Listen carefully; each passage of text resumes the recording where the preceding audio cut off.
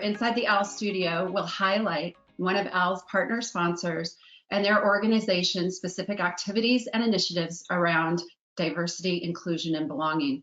The format of the program will be similar to a program called Inside the Actors Studio with James Lipton. At the conclusion of the interview, I will ask the same 4 questions of all of our interviewees. I'm thrilled to announce this month's Inside the OWL studio will feature Allergan, an AbbVie company. Allergan is a valued partner of OWL, and we have been fortunate to have support from Allergan since 2017, and additionally receive support in the form of grant funding via the Allergan Foundation. Allergan has also been supportive in providing representation on the OWL board. Without further delay, I would like to introduce this month's interviewee, Ramin Valian, U.S. Vice President, Interventional Glaucoma and Reimbursement at Allergan. Hello, Ramin, and thank you for being here, and welcome to Inside the OWL studio. Abigail, thank you. Thank you for having me here today. Awesome. So we're just going to jump right in here. And as you know, OWL's mission is advancing diversity and leadership, and we are continually striving to create networking and educational opportunities to support this mission. As you know, OWL's mission is advancing diversity and leadership, and we are continually striving to create networking and educational opportunities to support this mission. For me personally, listening and learning from others is a crucial way to implement change and set new benchmarks. So today, I'm very interested in hearing from you about specific initiatives and activities Allergan is utilizing to address diversity, inclusion, and belonging within the organization. So I'm going to hand this off to you, Ramin, to tell us a little bit about that. Well, great. Thank you so much, Abigail. And, personally, equality, equity, and diversity and inclusion are a big part of our culture here at AbbVie. So as you know, Allergan was most recently acquired by AbbVie at last year, and now we're as part of the AbbVie organization. So when we look at equality, equity, and diversity and inclusion, we look at it in a couple of key different ways. So number one, it's embedded in the core principles of AbbVie. So when you look at our mission statement, when you look at the way that AbbVie Allergan is approaching this, it's part of the mission statement, part of our recruitment, part of about how we advance performance, recruitment, and talent management. It's very much clearly stated in our employee principles and guidelines. And really our objective is, like every organization, to treat everyone with equality and with dignity and respect. It's a core part of our culture, and we make the most of this incredible activity. So last year in 2020, we actually started a process, a roadmap, to get us to be one of the top organizations. And our ambition, frankly, is to be the top organization in terms of having the most diverse and talented workforce in the industry. And a couple of key stats for you. What we've learned is an organization that actually has an equal representation of women and men is about 21% more productive, actually better than a peer group. If you look at diversity as a whole, it's about 33%. So those organizations that have diversity on both gender and race and diversity and ethnicity are actually outperforming their peers by an average by 30 to 40%. And that's what our goal is, really, to really be that organization where we attract and retain the top talent. So in 2020, we actually established an office focused exclusively on building equity, equality, diversity, and inclusion. And that office is really the center force of driving this mission forward. And what we ended up doing in 2021 is really identify A, the leader for that office, B, the mission statement, and more critically, the resources needing to implement that in an organization. So last year, for example, as part of that Black Lives Movement Matter, we actually took the initiative to actually do immersion programs within our employees to really understand different boundaries, different perspectives, different gaps, and have the dialogue, really have the tough conversations for organization. As we go into 2021, we're building on that foundation, and we're actually building out continuing education for all our employees with sessions, both in person, also online, to really focus on equality and diversion and inclusion. And as part of that, we're launching special programs focusing on key talent management to really embed this culture within our talent organization. And that's what our roadmap is in 2021. In 2022, we're going to keep expanding on this. And ultimately, in 2023, what we plan to have and we want to be ensuring is this mission of being that top company in the industry as being the leader in diversity, inclusion, equality is really attained by AbbVie.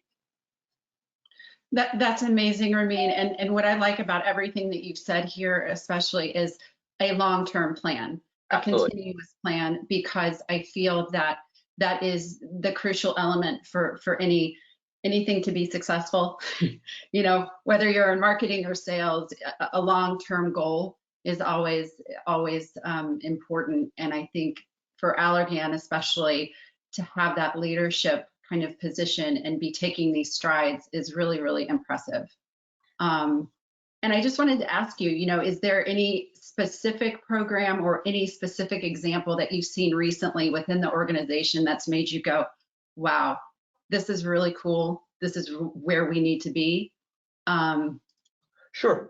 I can tell you specifically for one that I personally participated in was this thing we call the immersion program, where we actually have a dialogue with our Black employees, right? And particularly last year with the social injustice and with the Black Lives Matter movement, it was really important for the organization to hear from our employees, right? And I personally participated in many sessions to have that dialogue structured in such a way that you can actually understand what the dynamics, what the sensitivity is, but more importantly, having those conversations that we typically have avoided at work, and what you hear about outside of work, and bringing that and having that dialogue with our colleagues. And I think for me, you know, the learning was really instrumental in the sense that, you know, you always felt you had these perspectives, but to be able to have that dialogue with employees that are being affected on a daily and on a weekly and a monthly and yearly, and these things are obviously, you know, over the course of some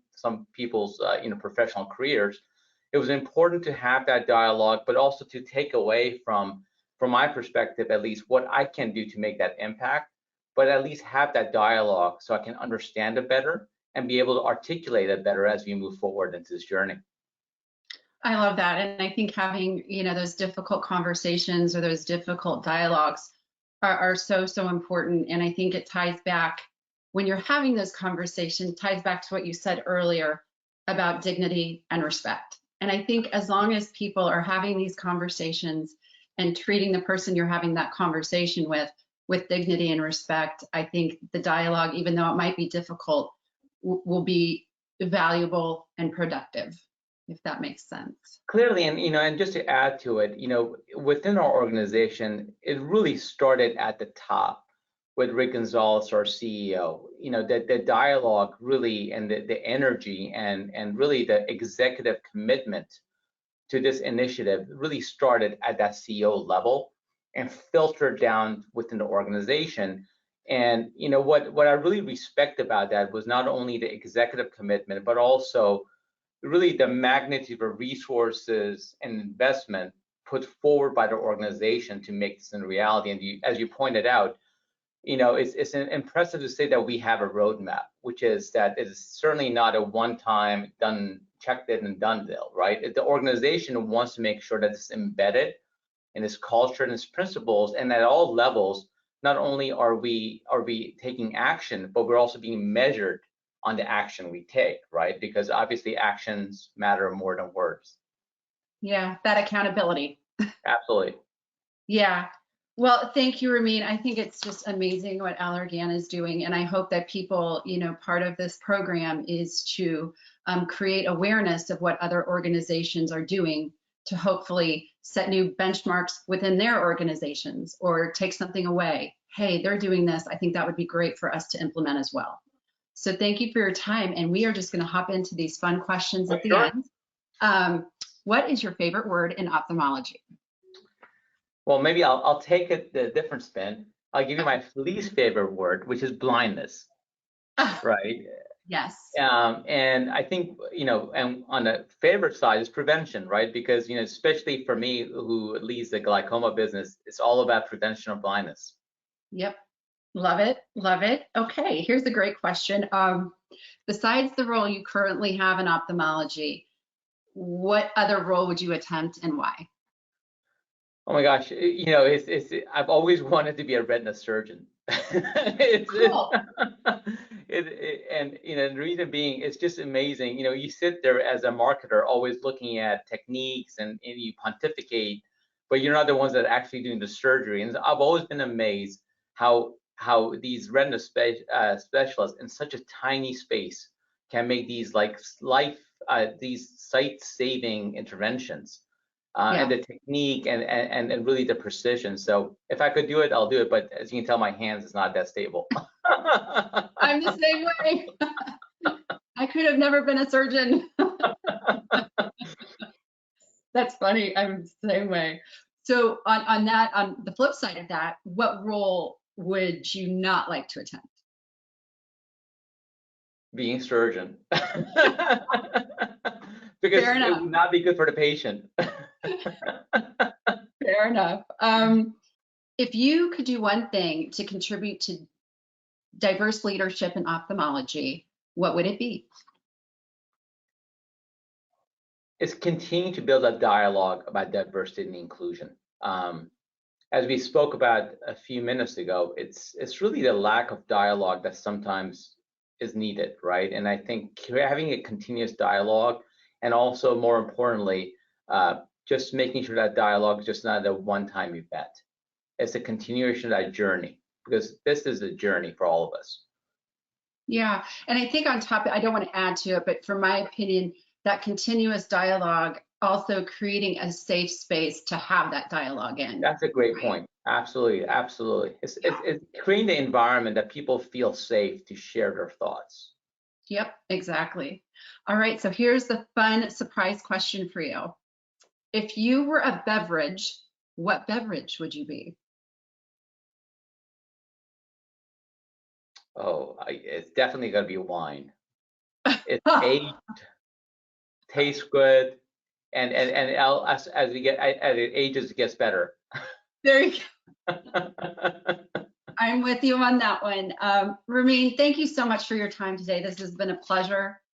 Great to see you, and good luck with everything at Allergan. Abigail, thank you so much. Thanks for including me. Thank you very much. Absolutely.